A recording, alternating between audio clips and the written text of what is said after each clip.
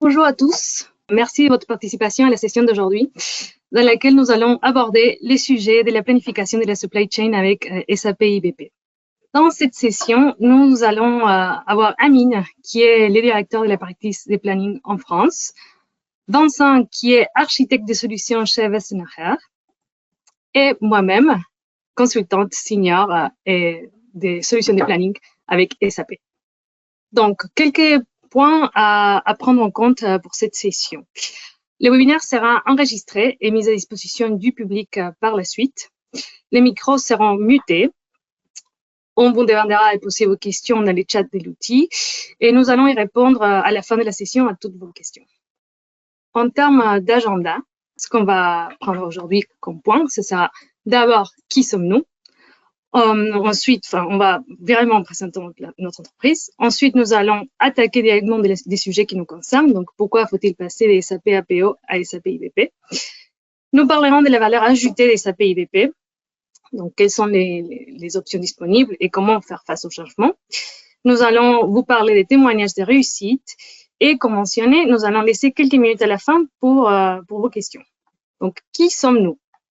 Wessenacher est une entreprise allemande qui a son siège à Heidelberg, mais elle possède une présence mondiale comme montré ici dans l'image. Donc, nous sommes capables d'accompagner nos clients dans des projets globaux car nous avons des bureaux aux États-Unis, au Canada, en Amérique latine ainsi qu'en Europe, donc notamment avec les bureaux de Paris. Et en Chine, au Japon, bref, nous sommes vraiment présents dans tous les continents. Nous sommes plus de 1000 experts à travers le monde. Et une particularité de Wessenacher est que seuls les employés sont actionnaires de l'entreprise et que tout employé peut le devenir. Donc, cela reflète l'engagement de nos consultants envers leurs projets, car nous voulons tous finalement la réussite des projets, qui se traduit bien sûr par les succès de l'entreprise. Cela fait maintenant plus de 53 ans que nous sommes sur le marché et plus de 30 ans que nous sommes partenaires de SAP. Donc, nous avons un lien vraiment très fort et nous avons un passé important avec SAP car nous avons co-développé plusieurs solutions et nous avons toujours travaillé main dans la main avec SAP et leur équipe. Quelle est notre expertise? Nous sommes un cabinet qui fait uniquement du SAP et qui va couvrir les end-to-end dans une implémentation S/4HANA avec une forte spécialisation dans la digital supply chain, c'est-à-dire cette partie logistique et de planification. Et comme vous pouvez le voir ici, nous sommes des pionniers dans des solutions SAP pour la gestion d'entrepôts, ayant réalisé les premiers projets SAP IWM dans le monde. De même pour Air Logistics, on a fait l'un des premiers pour SAP TM et nous implémentons également SAP IBP depuis 2014. Donc maintenant, si on parle un peu plus concrètement de la planification de la supply chain, qui est le sujet qui nous intéresse aujourd'hui, quelle est notre approche? Donc, nous pensons que pour réussir un projet de planification, il y aura 3 points importants à prendre en compte. D'abord, la connaissance et l'expérience du client, c'est-à-dire les informations du client et tout ce que le client va nous apporter. Ensuite, la connaissance du processus, de ce que c'est une bonne ou une mauvaise planification, et ce qu'on appelle les best practices ou les meilleures pratiques, que nous avons déjà documentés dans nos points de vue. Et ce sont des sortes de documents que nous appelons nos points de vue. Et finalement, l'expérience qu'on a acquise lors des implémentations précédentes. Donc, dans nos projets, nous allons vraiment fournir des compétences et des attitudes de base pour créer de la valeur. Et ce sera le résultat de l'intersection entre la connaissance du client, nos points de vue et nos expériences d'implémentation. Un point ici important, c'est qu'à notre approche, nous allons vraiment au-delà de la mise en œuvre de la technologie. Donc, ce ne sera pas un projet purement IT. Nous allons aussi prendre en compte la gestion du changement organisationnel qui est très, très importante lors d'un projet de planning. Et nous allons redéfinir les processus pour qu'ils suivent ces meilleures pratiques dans chaque domaine. Donc, ce ne sera pas uniquement une implémentation d'un nouveau savoir. Nous allons vraiment révolutionner la façon de planifier et en suivant les meilleures pratiques. Donc, comme vous pouvez le constater ici, nous avons de l'expérience dans différents secteurs. Et à droite, nous pouvons voir certains des logos des entreprises dans lesquelles nous avons déjà implémenté SAP IBP avec succès. Donc, nous avons une large expérience dans tous les domaines. Et comme je vous ai dit, nous implémentons SAP IBP depuis 2014. Donc, maintenant, nous avons déjà plusieurs projets qui ont été implémentés avec succès. Donc, si on parle du point qui nous concerne aujourd'hui. Donc, pourquoi passer des SAP APO à SAP IBP? Bon, la réponse est simple. Pour générer plus de valeur. Donc, faire les sauts à SAP IBP nous permet de développer la flexibilité nécessaire pour répondre aux perturbations et aux changements économiques, environnementaux, sociétals, etc. C'est-à-dire être plus résilient. Et comme on le voit ici, il existe vraiment une valeur verrouillée dans le lancement et l'adoption des nouvelles technologies. Donc, si nous faisons une reconversion technique de notre ancien APO, la création de valeur ici sera limitée. Alors que si nous faisons une transition sélective en se servant des dernières fonctionnalités développées dans SAP IBP, par exemple l'utilisation des algorithmes de machine learning avancés, la capacité de faire des simulations, la dernière technologie en termes de user experience, etc., la valeur créée sera vraiment beaucoup plus importante et nous allons pouvoir vraiment faire ces sauts en création de valeur. Donc ça, c'est le premier point. Le deuxième point et la deuxième partie de la réponse, elle est aussi très simple. La fin de la maintenance des SAP APO approche et nous n'aurons pas d'autre choix que de passer à une autre solution. Donc, la fin du développement des APO a eu lieu en 2012, ce qui coïncide avec le lancement des SAP IBP. Et il n'y a eu aucune innovation dans APO depuis 2012. Donc, aujourd'hui, nous sommes en 2024 et il ne nous reste que 3 ans jusqu'à la fin de la maintenance du produit. Et la solution qui remplace APO est, comme vous le savez ou vous le savez peut-être pas, c'est SAP IBP et une solution cloud qui est en constante évolution et dont mon collègue Amine vous parlera dans quelques minutes. Donc, ici, ce qu'on peut voir, ce sont des données qui viennent des études des cas d'Aberdeen et Gartner qui montrent la valeur de maturité des SAP IBP. Donc, on peut attendre une croissance des chiffres d'affaires, une amélioration des stocks, une augmentation des services clients, amélioration de la productivité des planificateurs, réduction des délais de livraison des commandes, réduction des coûts de stockage, niveau de stock, etc. Donc, bref, ces données, ils viennent des études des cas et elles reflètent la valeur de maturité de ces produits qui, comme je vous ai dit, il a été lancé maintenant il y a déjà plusieurs années. Et ça peut nous donner une ordre de grandeur de ce qu'on peut faire avec ce type de solutions. Donc, maintenant, je vais vous laisser avec mon collègue Amine pour qu'il parle de la valeur ajoutée des SAP IBP. Merci, Eugénia. Et donc, après cette présentation de pourquoi on va passer de APO à IBP, j'aimerais bien aussi vous parler un peu de la valeur ajoutée de la solution IBP d'une façon générale, mais aussi comparée à APO. Commençons donc sur cette partie-là par ce que j'appelle le disque des solutions planification de la supply chain chez SAP. On peut voir ici deux parties dans le disque, la partie avec un gris clair qui est la partie des modules SAP IBP. Pour ceux d'entre vous qui découvrent SAP IBP ou SAP Integrated Business Planning, ce sont 5 différents modules qui tournent autour, 6 différents modules, pardon, qui tournent autour de la planification de la supply chain. Et après, en bas du disque, on peut voir la partie S4HANA qui va avoir le rôle de l'exécution, le RP qui va prendre le relais dès qu'on s'approche à l'opérationnel pour pouvoir exécuter ce plan. Si on veut parcourir le disque très rapidement pour avoir les fonctionnalités clés de SAP IBP, on va commencer par la première partie de Sales and Operations Planning ou planification industrielle et commerciale. C'est la première brique d'IBP. C'est pour l'anecdote, IBP, quand il a été développé, ça a été développé à travers cette brique-là comme étant une brique qui va être capable de faire du SNOP au-dessus de APO. Et donc, c'était pour complémenter APO. À l'époque, c'était, je pense, 2012 ou 2013. Et on a commencé par IBP Sales and Operations Planning. Après, on s'est rendu compte que la solution, elle est tellement plus forte, tellement plus agréable à utiliser qu'on s'est dit, en fait, on va étendre le scope à droite et à gauche, c'est-à-dire dans la partie demand et dans la partie supply, pour pouvoir avoir une solution capable de couvrir la totalité de la planification. Et donc, comme son nom l'indique, cette brique-là, elle va avoir des fonctionnalités qui vont nous permettre d'établir un plan industriel et commercial. Après, si on part à gauche du disque, donc on va commencer par la partie IBP for Demand. Encore une fois, c'est très clair là-dessus. L'objectif de cette brique-là ou de ce module-là, c'est de pouvoir générer un plan de demande, donc qui commence par les générations des forecasts ou des prévisions statistiques, la prise en considération des inputs ou des entrées différentes des différentes équipes, par exemple des inputs marketing, des inputs des équipes commerciales, ainsi de suite, et de pouvoir générer, en fin de compte, en prenant en considération aussi les informations de cycle de vie produits, de pouvoir générer un plan de demande à communiquer au reste de la supply chain. Il y a aussi une autre fonctionnalité assez importante, on va y revenir tout de suite après, ça s'appelle le demand sensing, qui va nous permettre de gérer la demande à très court terme, mais ça reste aussi dans la partie IBP for Demand. Après, on passe à IBP for Inventory, et là, l'objectif, c'est de générer un plan de stock ou un plan de niveau de stock. Attention, ça ne veut pas pour autant dire qu'on va générer un plan d'approvisionnement de stock, ça on y arrivera dans quelques minutes, mais là l'objectif c'est de définir les niveaux de stock cibles.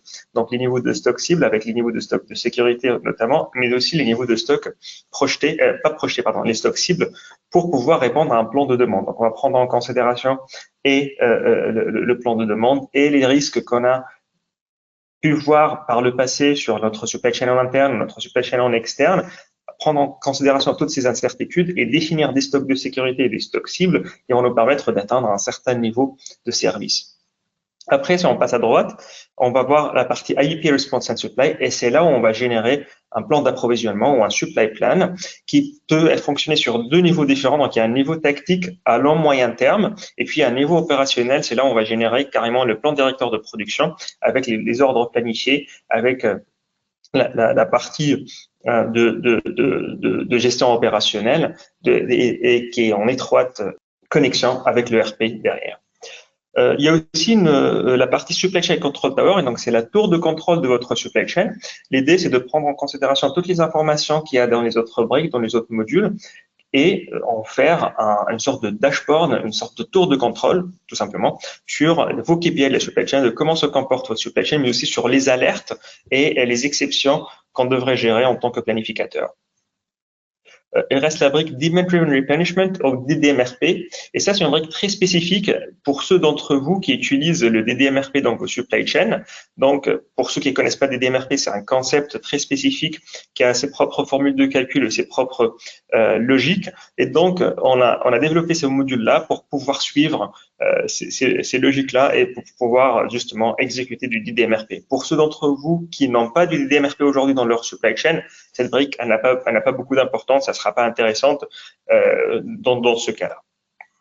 Alors, finalement, on ne peut pas s'en passer de l'ERP pour pouvoir exécuter le plan. Ce qui est important ici, c'est que on va être capable soit de créer un plan directeur de production dans l'ERP, soit d'hériter du plan directeur de production qui a été créé dans Response and Supply pour pouvoir derrière lancer le MRP, avoir toutes les fonctionnalités d'ATP et d'ordonnancement qui sont dans S4HANA. Et si on avait mis S4HANA parce que on se voit dans un modèle full SAP, ceci dit, ça ne veut pas pour autant dire que IBP ne peut pas fonctionner avec d'autres ERP SAP ou non SAP. Donc, on a pas mal de clients aujourd'hui qui sont sur du S4HANA, mais aussi pas mal de clients qui sont encore sur du SAP ECC, voire sur des ERP non SAP carrément. IBP, c'est très agnostique en termes d'ERP. Ça peut fonctionner avec n'importe quel autre ERP.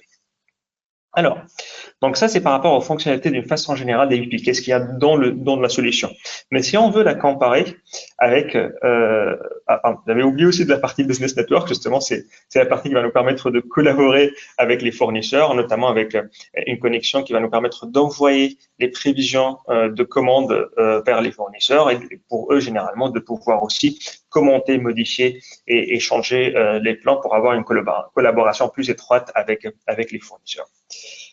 Oui, j'avais oublié ce point-là, donc je reviens sur cette partie-là. J'ai dit ça c'est toutes les fonctionnalités de SAP IBP d'une façon générale, mais si on veut la comparer avec APO, c'est-à-dire que cette solution-là, quelles sont ses valeurs ajoutées, quelles sont les différences clés avec SAP APO? Bah, notamment, on aura quatre axes de différence. Le premier sur les fonctionnalités, et je pense que c'est ce qui vous intéresse le plus aujourd'hui si vous faites partie des équipes métiers, mais il y a aussi l'expérience utilisateur. En tant qu'utilisateur de la solution, c'est quelque chose de très important. Il y a aussi une partie technique qui se décompose soit pour l'intégration, mais aussi pour la technologie utilisée. On va essayer de parcourir chacune de ces éléments-là pour voir en détail quelles sont les valeurs ajoutées d'IBP par rapport à SAP APO. Et donc, Pour les fonctionnalités, je vais commencer de gauche à droite en essayant de reparcourir le même disque. Donc, on va commencer par demand et puis par donc la partie prévision de la demande, puis par inventory ou la partie gestion des planifications de stock. Après, il y a la partie response and supply, la création d'un supply plan. Et puis, en arrivant sur SNOP et à la fin, en arrivant sur deux fonctionnalités qui ont été rajoutées carrément, qui n'existaient pas dans APO. Alors, en parcourant la gauche, la première, en parcourant de gauche à droite, la première partie, c'est des algorithmes de machine learning. Et là, donc, on a introduit, en plus des algorithmes de prévision classiques qui existent dans la solution, on a introduit des algorithmes qui utilisent des techniques de machine learning et de l'AI pour pouvoir générer des plans de prévision, notamment des algorithmes comme l'Arimax, le SARIMAX, le gradient posting. Ce sont des algorithmes qui vont pouvoir être capables à intégrer des signaux externes à votre supply chain, des signaux exogènes par rapport à, bien évidemment, avec votre historique et votre signaux de demande classique pour pouvoir générer un plan de demande plus augmenté. On a aussi la possibilité carrément d'utiliser des algorithmes externes à la solution. C'est-à-dire si vous avez aujourd'hui développé en utilisant des technologies non SAP ou des technologies du marché d'une façon générale, vous avez pu développer vos propres algorithmes de prévision et que vous ne voulez pas changer l'utilisation de ces algorithmes, on est capable aujourd'hui avec SAP IBP à s'intégrer à ces algorithmes-là, à envoyer les données en input ou en output et derrière à récupérer aussi les résultats de ces algorithmes pour pouvoir les utiliser dans la suite du planification de demande et dans la suite de la planification d'une façon générale. Aussi, une fonctionnalité très importante dans SAP IBP, c'est la gestion des cycles de vie produits. On est capable aujourd'hui de créer un cycle de vie avec le phase-in ou l'introduction des nouveaux produits, la maturité et puis la gestion des fins de vie en créant des forecasts qui vont suivre cette courbe-là et qui vont être capables d'absorber les informations de ce cycle de vie produit et justement les traduire dans la création des plans de prévision. Et finalement, sur la partie demand, je vous ai parlé tout à l'heure de la partie demand sensing. Et là, on est vraiment dans la partie opérationnelle. On est en train de gérer la demande à un niveau très court terme pour pouvoir définir et prendre en considération tous les aléas de la dernière minute pour pouvoir générer un plan de demand sensing qu'on va communiquer derrière sur la partie de gestion opérationnelle de la planification. Après, sur la partie inventory, c'est en fait une brique qui n'existait pas du tout dans APO.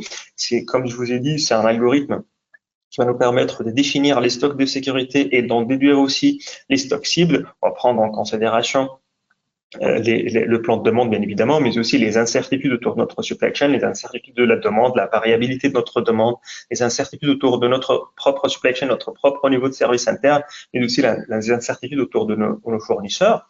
Et on est capable de générer un plan, ce qu'on appelle un plan de stock ou un plan d'inventory end-to-end, donc sur la totalité de la supply chain, ce qu'on appelle en anglais le multi-echelon inventory optimization. Et donc, c'est les niveaux de stock globaux. On n'est pas en train de se concentrer sur un point particulier ou sur une maille particulière de la supply chain. On est en train d'optimiser la totalité des niveaux de stock de notre supply chain pour pouvoir atteindre un certain niveau de service. Une fois qu'on a optimisé ça, on est capable aussi de calculer les stocks cibles à travers le réseau en un seul lancement, en un seul run, comme on dit en anglais. Et l'idée, en fait, c'est de pouvoir générer un plan de stock sur la totalité de la supply chain. Donc maintenant, une fois qu'on a déterminé notre plan de demande et notre plan de stockage, on va passer justement à la création de l'approvisionnement ou la planification de l'approvisionnement. La première chose, c'est qu'aujourd'hui, avec les ERP SAP, on a cette partie de ce qu'on appelle la planification synchronisée qui va nous permettre d'être en temps réel, collaborer très étroitement avec le plan directeur de production qui est dans l'ERP, de pouvoir générer en temps réel les modifications de ces plans-là et dans la solution SAP IBP et dans les ERP, de pouvoir communiquer avec l'ordonnancement fin, avec la TP, évidemment avec les calculs MRP, de pouvoir gérer dans un cockpit IBP les différents inputs et les différentes entrées-sorties. Après, il y a aussi une synchronisation très native entre la planification tactique moyen-long terme et la planification opérationnelle très court terme. Évidemment, quand on va lancer un plan directeur, une planification industrielle et commerciale ou un plan industriel et commercial, on va être sur une maille plus élevée, on va être sur une maille plus moyen terme ou plus long terme, mais cette maille-là, elle va se décliner derrière sur une planification opérationnelle. Cette planification opérationnelle aujourd'hui, elle est synchronisée automatiquement avec ce plan tactique. Et puis, pour les planificateurs qui vont devoir gérer un plan à long terme et avec des mailles différentes, avec des horizons différents et avec des responsabilités différentes, on a des fonctionnalités de planification télescopique qui vont vous permettre de gérer le court terme à ses propres fonctionnalités, à ses propres contraintes. Et puis, plus on va dans le long terme, plus on va justement changer de contraintes, changer de façon de gérer le plan. Et donc, la planification télescopique, elle va s'adapter à tout ça et encore une fois, gérer d'une façon différente la planification de l'approvisionnement et sur le court terme, et sur le moyen terme, et sur le long terme, qui reste toujours synchronisé. On arrive sur la quatrième brique, encore une fois une autre brique qui n'existait pas dans APO, c'est la brique SNOP ou planification industrielle et commerciale. Donc là, on a un vrai process de planification industrielle et commerciale qui prend les entrées de toutes les autres briques, tous les autres modules et toutes les informations autour de la supply chain. Avec ces entrées-là, on va être capable de rajouter de la simulation des scénarios, une simulation end-to-end. Donc, on peut peut-être éventuellement changer, par exemple, un scénario de forecast ou changer une contrainte de production et voir comment le plan va s'adapter et comparer les résultats en fonction des KPI ou en fonction des graphiques et des analyses. Derrière, on va être capable aussi de rajouter une couche quantitative de projection sur nos plans. Donc, on va ajouter une couche financière qui va traduire notre plan avec des coûts financiers, mais aussi avec des revenus financiers. On va être capable de mesurer notre plan de supply chain avec des KPI financiers. Attention, SAP IBP, ça ne veut pas dire SAP IBP n'a pas pour vocation d'être un outil de planification financière, mais on est capable de traduire notre plan de supply chain avec des données financières. Et derrière, on va être capable aussi de gérer les risques liés notamment au développement durable, à la partie sustainability. Et donc, on est capable aussi de rajouter cette couche de mesures supplémentaires sur notre plan pour pouvoir avoir une idée sur l'empreinte carbone de notre planification, de comparer plusieurs scénarios avec leur empreinte carbone et être justement informé là-dessus sur les résultats de notre planification. Deux autres fonctionnalités qui n'existaient pas dans SAP APO qui existent aujourd'hui dans IBP, notamment la partie gestion de MRO, ou gestion de la maintenance et des opérations et des réparations. Et donc l'idée ici, c'est d'être capable justement d'avoir une vue globale sur une vue globale sur des opérations de maintenance, des réparations, des réparations et des opérations, de planifier tout un supply chain autour des réparations et des opérations dans votre entreprise. Et donc, c'est tout un modèle de données, c'est toute une fonction de gestion de cette partie-là qui n'existait pas aujourd'hui, qui n'existait pas, avant dans APO, qui existe aujourd'hui dans IBP. Et finalement, la partie planification des besoins en matière pilotée par la demande. Alors, le nom français est un peu compliqué, mais pour ceux d'entre vous qui l'utilisent, c'est les fonctionnalités DDMRP. Comme j'ai dit tout à l'heure en commençant, la partie DDMRP, c'est complètement spécialisé dans les logiques des DMRP, qui suit les modèles de calcul et les équations des DMRP et qui va générer des résultats qui sont propres des DMRP. Donc, si vous aujourd'hui dans votre supply chain vous n'utilisez pas des DMRP, ce ne sera pas intéressant pour vous. Si vous utilisez déjà des DMRP, ça sera peut-être pertinent d'avoir cette discussion autour de cette brique-là. Après la partie fonctionnalité, on parle de l'expérience utilisateur qui est là pour le coup à complètement changé entre SAP APO et SAP IBP. On s'inscrit directement dans la philosophie Fiori, donc c'est la nouvelle expérience utilisateur de toutes les solutions SAP, pas que IBP, et donc c'est une interface web qui rend avec donc les menus déroulants et les transactions, c'est complètement différent par rapport à ça. C'est beaucoup plus agréable à utiliser et je dis ça d'un point de vue utilisateur parce que moi aussi je suis utilisateur de la solution. Et donc c'est une expérience beaucoup plus logique et beaucoup plus intuitive et qui va nous permettre d'utiliser des interfaces utilisateurs qui sont basées sur des technologies web, donc des planifications, des applications Fiori.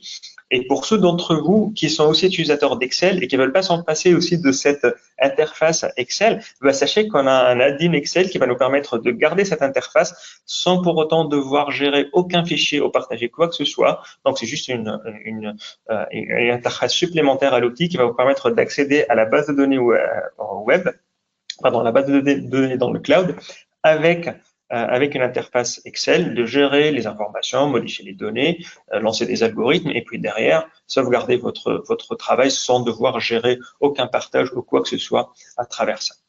Et puis, ce qui est très important avec IBP, c'est qu'on est passé dans cette philosophie de planification basée sur les exceptions. Donc aujourd'hui, on va être capable aussi de lancer de la planification dans la supply chain et être informé en temps réel des exceptions qui dévient par rapport au plan et de voir des alertes et d'aller à travers ces alertes-là, dans un cockpit de ce qu'on appelle l'intelligent visibility ou à travers une analytics stories, d'analyser le résultat de supply chain et de se concentrer sur là où il y a un problème qui nécessite une intervention humaine. Ça veut dire qu'on n'a pas besoin de parcourir la totalité du plan pour voir qu'est-ce qui fonctionne bien et qu'est-ce qui fonctionne mal. On est directement informé par les exceptions et on est directement capable de gérer ces exceptions-là. Tout ça est augmenté aussi par une gestion automatique des processus. Aujourd'hui, vous êtes capable de créer vos process de planification, donc notamment un process de planification industrielle et commerciale, un process SNOP, mais aussi des sous-process, par exemple pour le demand planning, pouvoir voir qui est responsable de chacune des étapes sur le lancement des forecasts, par exemple, ou sur les entrées des plans de demande des gestionnaires de la demande ou des plans commerciaux, et de pouvoir voir l'avancement de chacune des étapes, d'identifier les retards éventuellement, identifier la prochaine étape et lancer donc les process au fur et à mesure. Et la dernière partie qui est aussi très importante, c'est qu'avec IBP, on a rajouté cette collaboration native avec les parties prenantes de la planification interne et externe à l'entreprise. Donc en interne, en fait, IBP est accessible à tous les utilisateurs et à tous les collaborateurs de l'entreprise, avec forcément des différents niveaux d'accès aux données, mais aussi avec des différents inputs et outputs sur leur process. Mais ce qui est très important avec IBP, c'est qu'on a ouvert cette collaboration aussi aux collaborateurs externes. Donc aujourd'hui, vous êtes capable de collaborer avec vos sous-traitants, avec vos fournisseurs, avec vos clients même, en partageant des vues pré-réglées, des vues préétablies, où ils vont être capables de non seulement recevoir des informations, mais éventuellement modifier certaines entrées qui leur sont propres et qui vont être directement liées à votre planification.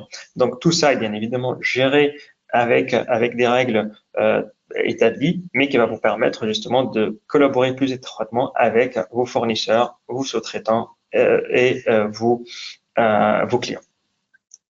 Si on passe à la troisième partie, qui va être justement l'intégration, IBP a pour vocation d'être une solution très ouverte aux solutions externes parce que la planification de la supply chain, d'une façon générale, c'est un process très collaboratif. On a besoin de plusieurs entrées, mais aussi on va livrer plusieurs sorties ou plusieurs résultats à d'autres solutions.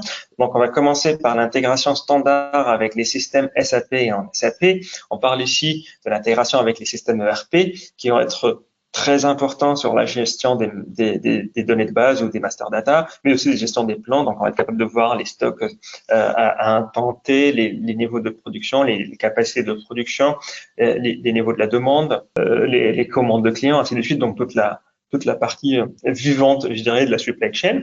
Et puis, on a aussi cette intégration de programmation détaillée ou cette intégration avec l'ordonnancement fin avec SAP PPDS. Et donc, PPDS aujourd'hui ou Manufacturing for Planning and Scheduling, les noms changent entre-temps, mais le module d'ordonnancement de SAP, il est intégré dans la solution S4. Et aujourd'hui, on est capable de s'intégrer nativement avec cette solution-là pour pouvoir justement décliner le plan d'introduction, le plan de la supply chain, de l'introduire vers un ordonnancement fin. On a aussi une intégration avec la gestion du transport, donc dans SAP TM, pour pouvoir notamment partir d'un plan et lancer donc la planification du transport. On a aussi l'intégration avec les collaborateurs ou les fournisseurs externes, donc sous-traitants ou fournisseurs de matières premières avec SAP Ariba.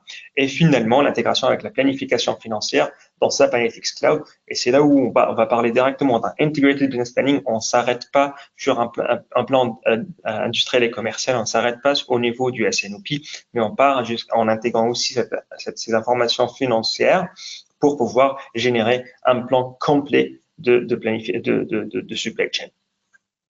Je ne vais pas m'attarder sur la quatrième partie, c'est la partie technologie, mais c'est quand même très important de voir. Aujourd'hui, notamment, encore une fois, pour l'anecdote, IBP, c'était la première solution à être développée sur SAP HANA. À l'époque, on venait d'introduire chez SAP donc la technologie HANA avec la nouvelle base de données et tout ce qui va avec. Et l'une des premières solutions à être développée là-dessus, c'était SAP IBP. Et donc, c'est une solution qui a été développée sur SAP HANA pour SAP HANA. Et il en résulte en fait des gains énormes en termes de performance, en termes d'agilité et en termes de capacité de la solution à gérer une supply chain plus ou moins compliquée, qui peut être le cas de certains d'entre vous.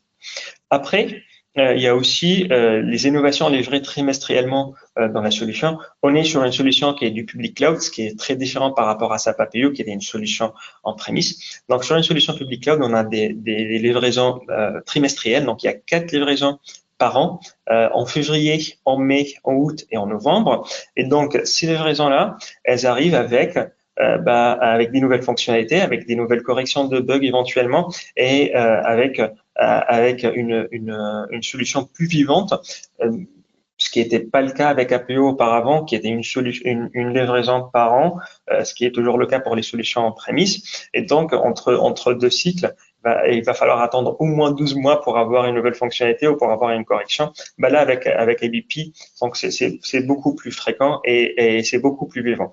Et justement, en parlant de ces nouvelles fonctionnalités et ces nouvelles et ces livraisons plus fréquentes, aujourd'hui, avec ces cycles de livraison, vous avez la capacité à influencer ces innovations-là sur un portail client créé notamment par SAP en fonction des votes et en fonction par le biais des votes et en fonction des suggestions proposées par vous et par d'autres clients. Vous avez la capacité d'influencer directement le développement de la solution parce que vous aurez un accès direct à cette plateforme qui sera le biais de communication entre vous et l'équipe produit de SAP. Et donc, vous avez aussi aujourd'hui un poids très important en tant qu'utilisateur de la solution pour influencer la direction du développement de cette solution. Alors, en prenant quelques exemples, juste pour réitérer l'importance des différences entre IBP et APO, on va notamment discuter de l'interface utilisateur. Donc, c'est une interface Fiori qui est donc différente de ce que vous avez peut-être connu par le passé sur les solutions ERP SAP ou sur la solution APO.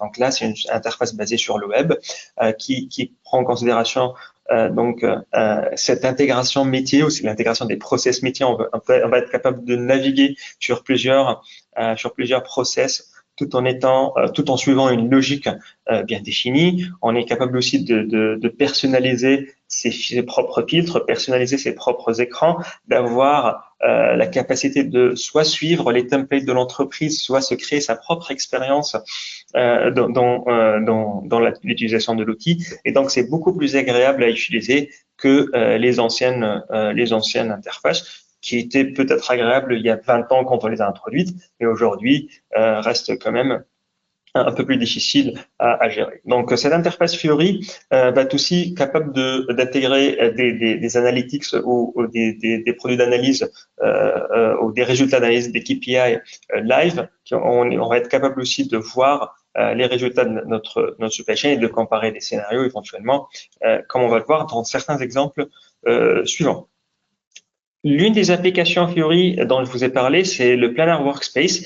pour moi, je pense que ça va être l'application utilisée quotidiennement par les planificateurs dans la supply chain. En fait, c'est un cockpit où on va être capable de voir les résultats détaillés, de voir les key figures ou les informations de la solution, les niveaux de stock, les niveaux des prévisions, les capacités, les alertes, les limites de production. Donc, toutes ces informations-là dont on a besoin pour planifier et pour créer un plan de la supply chain, on va être capable de les voir dans ce planner workspace. Après, on est capable aussi de voir des analyses, on est capable aussi de voir les alertes directement dans ce cockpit, et on passe justement de la visibilité ou de la vision sur ces parties-là à l'action en ayant aussi la main sur l'exécution des algorithmes, sur l'exécution des scénarios de simulation, sur la comparaison de ces résultats et sur la prise de décision. Donc, sur le même cockpit, on est aussi capable de gérer de bout en bout le plan de la supply chain. Et avec la nouvelle version de SAP IBP, on va être aussi capable d'intégrer les processus. Donc, on va être capable de voir le graphe de process aujourd'hui, par exemple, sur un SNOP ou sur un demand plan ou sur un supply plan, de voir où est-ce qu'on en est sur l'itération mensuelle du SNOP, où est-ce qu'on a du retard, où est-ce qu'on est un peu en avance par rapport aux collaborateurs et par rapport aux collègues, et de pouvoir justement collaborer autour d'un seul process. Et puis, donc la partie analytics, c'est une expérience très importante aujourd'hui. En fait, on a hérité de SAP Analytics Cloud. Je pense que sur les solutions aujourd'hui, il y a toute cette philosophie d'Analytics Cloud qui est développée par une équipe spécialiste dans l'analytics chez SAP, qui a été intégrée dans IBP sans pour autant devoir faire une implémentation supplémentaire, sans devoir avoir des licences supplémentaires. C'est totalement intégré dans la solution IBP. Et donc, on est capable de prendre toutes les informations dans le plan, donc les informations qu'on a déjà générées ou des informations qu'on a héritées d'autres systèmes, donc le plan de la supply chain, et en faire un cockpit ou un dashboard analytique. Et donc, sur ce tableau de bord-là, on est capable d'avoir des fonctionnalités d'analyse développées, très développées, qui sont à la pointe, notamment sur les solutions SAP. Et par rapport à cette partie-là, on a aussi une conception flexible. Donc, c'est l'utilisateur qui va encore une fois hériter des templates créés par l'entreprise et qui pourra derrière créer ses propres templates avec ses propres couleurs, avec ses propres analyses, avec ses propres liens, et créer encore une fois son expérience personnelle avec l'outil. Il y a aussi ce qui est très important dans IBP, c'est cette partie de comparaison et la simulation des what if scénarios. Donc, c'est très important aujourd'hui que dans IBP, on va être capable de changer une seule entrée, augmenter par exemple le niveau des ventes, augmenter une certaine prévision, fermer une ligne de production pour une semaine ou pour plusieurs mois, et lancer la planification encore une fois et avoir les scénarios comparés sur la base et sur les changements, et avoir tous les résultats end-to-end dans des scénarios, et d'avoir aussi les KPI comparés d'une façon analytique, mais aussi d'une façon graphique sur les dashboards pour pouvoir comparer ces scénarios-là. Et on n'est pas limité à un ou deux ou trois scénarios, on peut avoir autant de scénarios qu'on veut là-dessus, et on est capable aussi non seulement de gérer les planifications de ces scénarios à l'instant T, mais aussi de les garder pour faire une analyse post-exercice pour pouvoir aussi voir si on avait pris le bon choix ou pas et en tirer des leçons pour le futur. Donc, c'est une capacité très puissante dans SAP IBP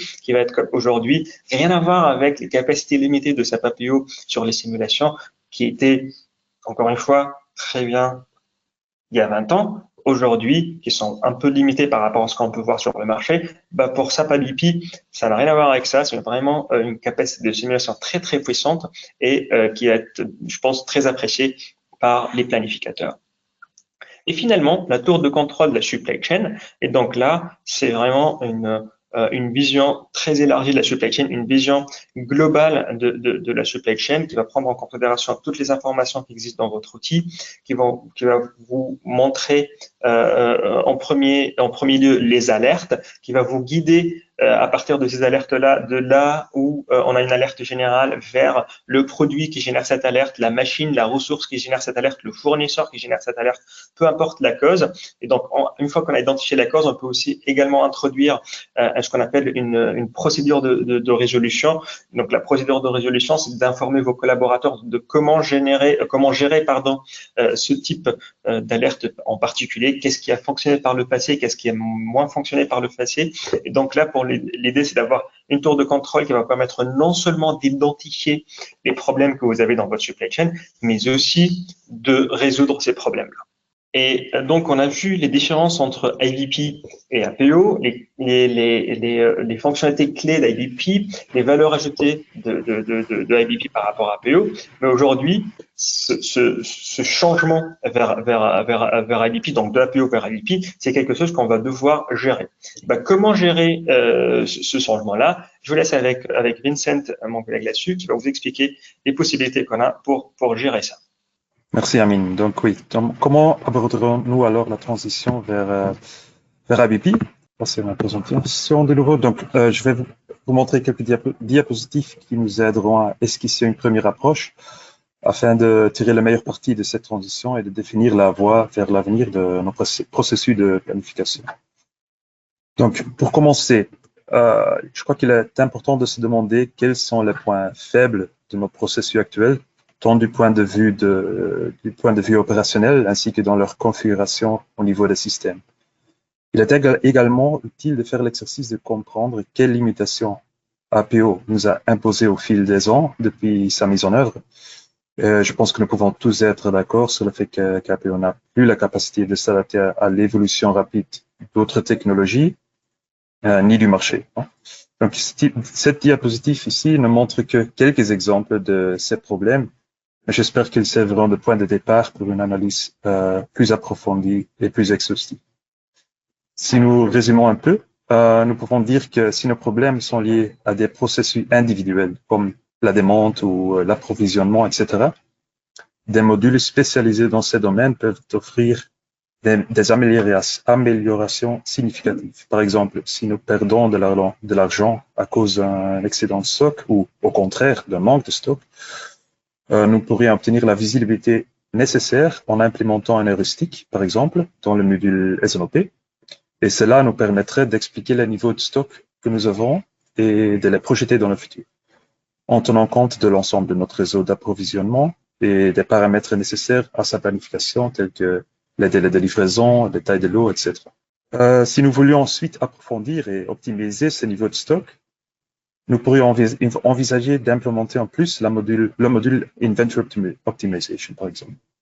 D'un autre côté, si les problèmes sont plus liés à la consolidation, la visibilité ou plutôt la collaboration, nous serions peut-être plus intéressés par la mise en œuvre d'une combinaison de modules comme SNOP, étendue avec Control Tower, par exemple. Dans tous les cas, il est essentiel de comprendre qu'IBP est une solution modulaire, ce qui permet d'adopter une approche progressive en priorisant les aspects les plus critiques pour l'entreprise à chaque étape. Une autre façon d'aborder IBP est de se concentrer sur les processus et les horizons temporels. Lors de la planification, ces horizons jouent un rôle crucial, comme vous le savez. On commence généralement par la planification stratégique ou budgétaire, centrée sur les objectifs de revenus à l'échelle de l'entreprise, qui se traduit ensuite par le volume nécessaire pour atteindre ces objectifs, justement. Et à mesure que nous rapprochons de l'horizon à moyen et court terme, le plan devient plus détaillé jusqu'à arriver à la production même. Il en va de même pour la fréquence d'exécution de cette processus. Et donc, cette diapositive ici donne une vue d'ensemble de la manière dont les modules IBP sont généralement associés aux différents processus de planification que nous gérons. Un point à souligner est que IBP offre une bien plus grande flexibilité pour mapper les processus que ce qui était possible avec APO. Par exemple, dans APO, il n'y avait pas de couche de planification comme le budget ou un véritable SNOP. Et bien que cela ait pu être atteint avec beaucoup de développement, il n'était pas conçu pour cela.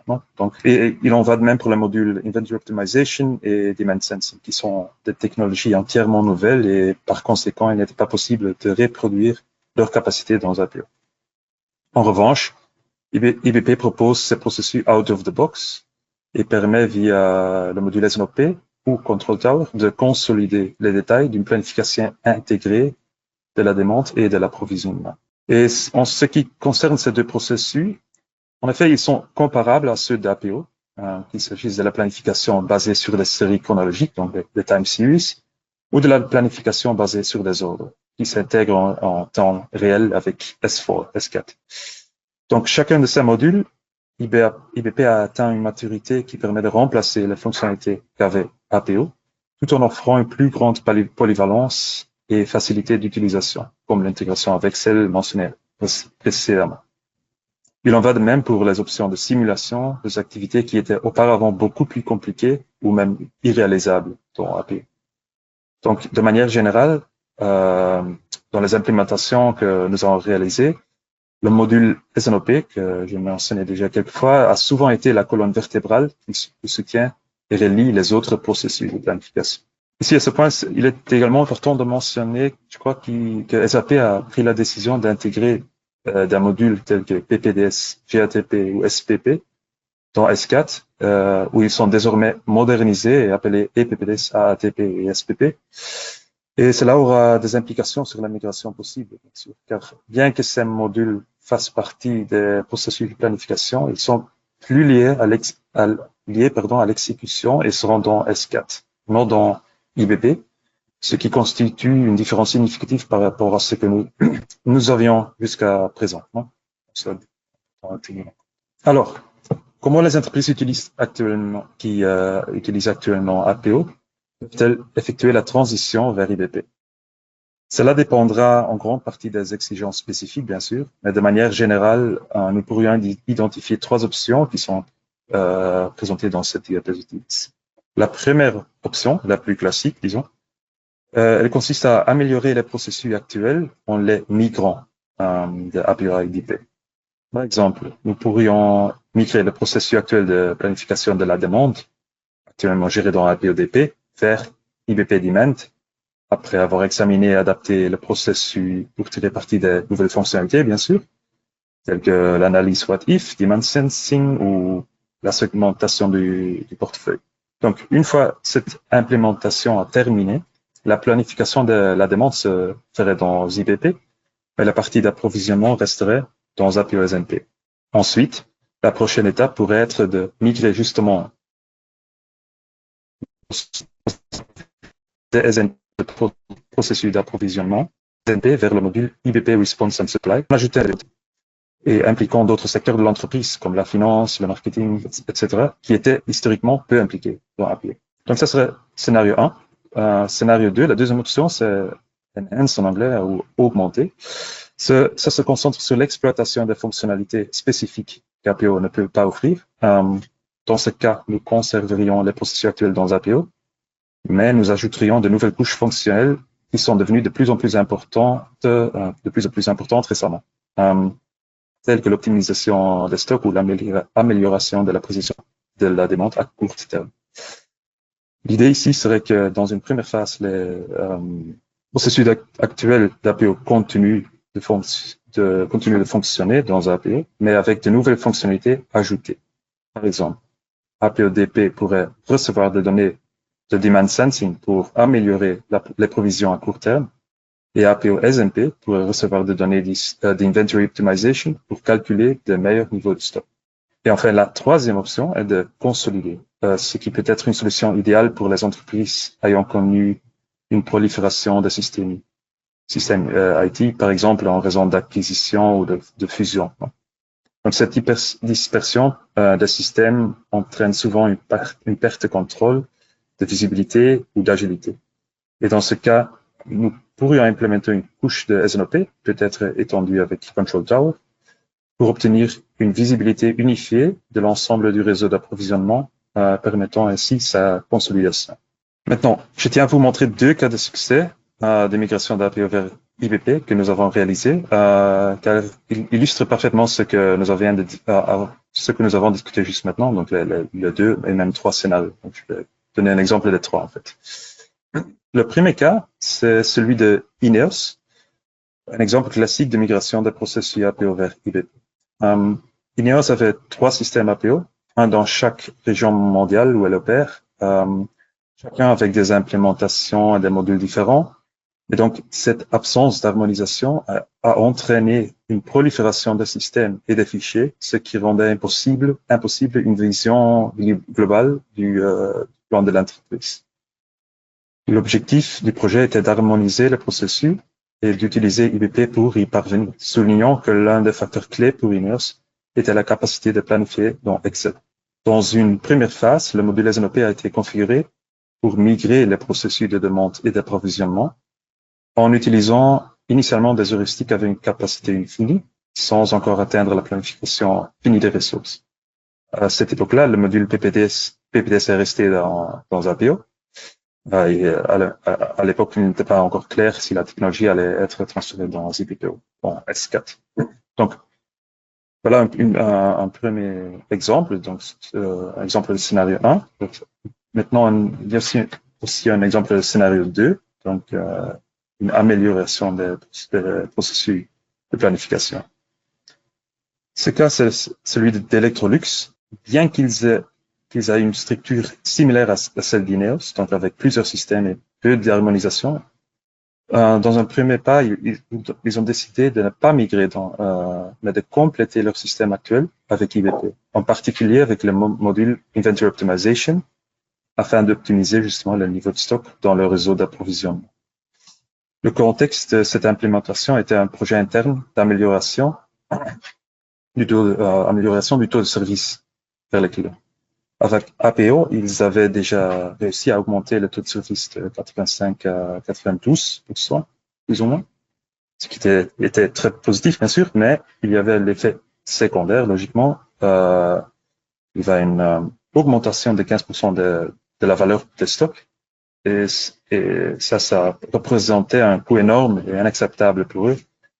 Donc là, il y avait la décision de implémenter Inventory Optimization dans IPP. Et 6 mois après l'implémentation de l'outil, ils ont réussi à réduire les coûts d'inventaire de 6%, tout en améliorant le niveau de service encore plus, jusqu'à 85-87% selon la localité.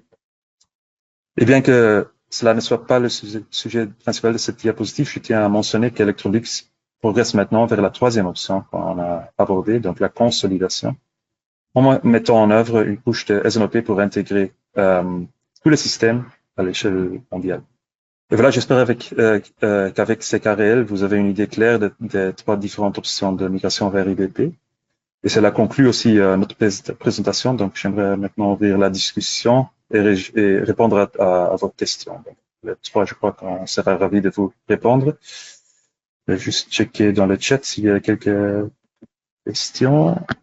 Donc, il y a première question sur la partie, c'est même pour vous connecter SAP ABP avec Salesforce pour récupérer et utiliser le Sales Pipeline dans la création de prévisions. Je vais juste vous lire la réponse d'Amine. Effectivement, SAP ABP est capable d'intégrer des données de pipeline opportunités commerciales et prévisions commerciales de CRM non SAP telles que Salesforce ou autres. Ces données peuvent après être utilisées dans la création des prévisions. Ouais, bien. J'espère que ça répond à votre question. Après, il y a un autre. Donc, si nous pouvons partager la présentation, oui, l'enregistrement et les diapositifs seront disponibles et nous vous informerons dès leur publication. D'autres, on a encore 5 minutes, ça va. Ok, d'accord. Une autre question. Donc, une organisation qui a des développements spécifiques dans APO pourrait-elle les transférer dans IBP? Ok, parlons non seulement des transactions, mais aussi de développement en général. Pourrait s'agir de reports, fonctions, etc. Non? Donc, c'est une question importante car il faut savoir qu'IBP est un produit cloud. Non? Cela signifie que nous n'avons pas la possibilité d'écrire du code ABAP directement dans IBP.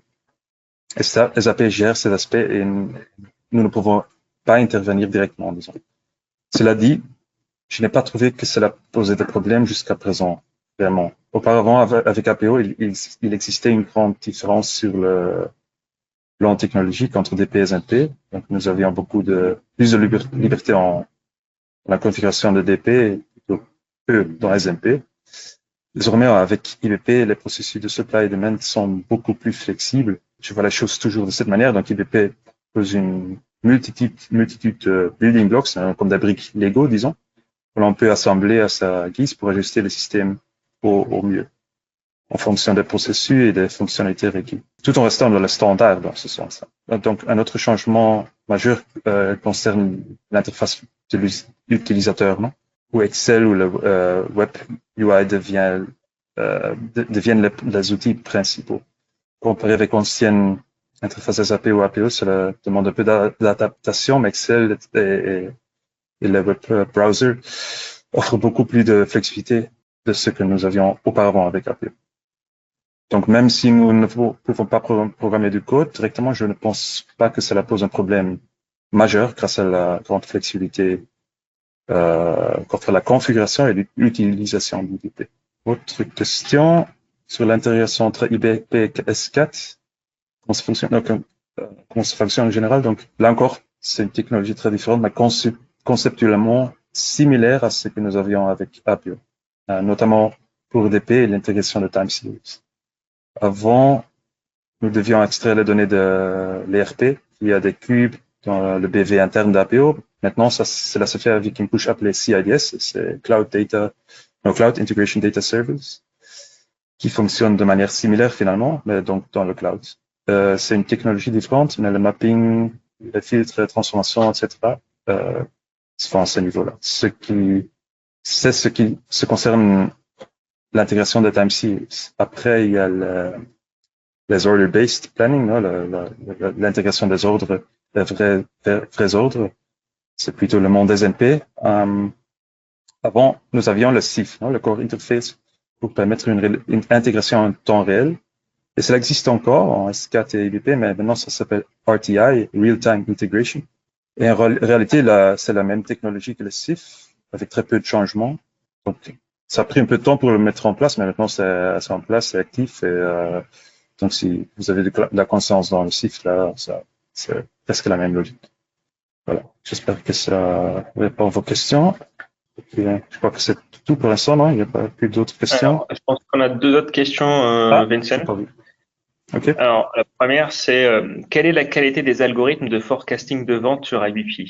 Alors, je sais pas ce que on veut dire par qualité de façon générale, mais dans les algorithmes d'IBP, on a des algorithmes qui vont des plus simples aux plus sophistiqués. On peut commencer par un calcul d'une moyenne pondérée simple jusqu'à des algorithmes de machine learning comme le gradient postig, la RIMAX, Arimax, ainsi de suite. Et entre les deux, bien évidemment, des algorithmes d'interpolation et les algorithmes assez classiques de prévision.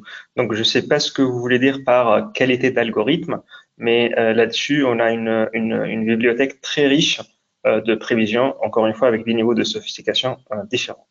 C'est beaucoup plus riche que dans APO.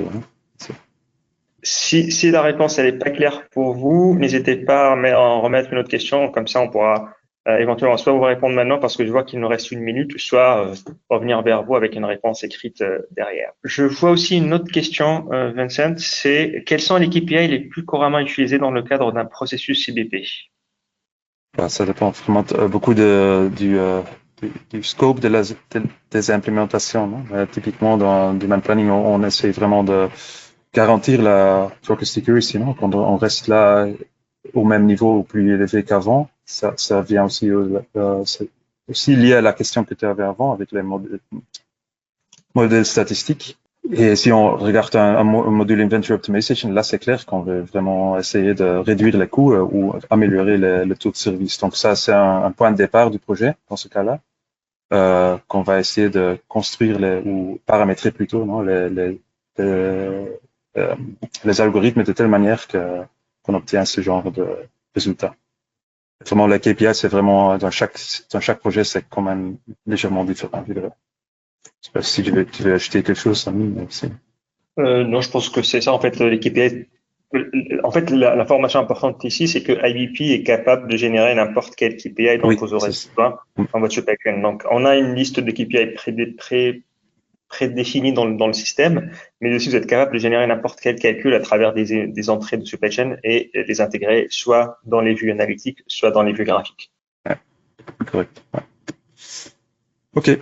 Comment on est à la fin de l'heure aussi. Je vais juste montrer la dernière slide, comme ça, vous avez notre contact. Donc, je vous remercie en tout cas pour votre temps et attention. Mais s'il y a encore des questions, n'hésitez pas à nous contacter. Non? Donc, voici nos coordonnées. Voilà. Je crois que c'est tout. Donc, dans ce cas, merci beaucoup à tous et à bientôt. Bonne journée.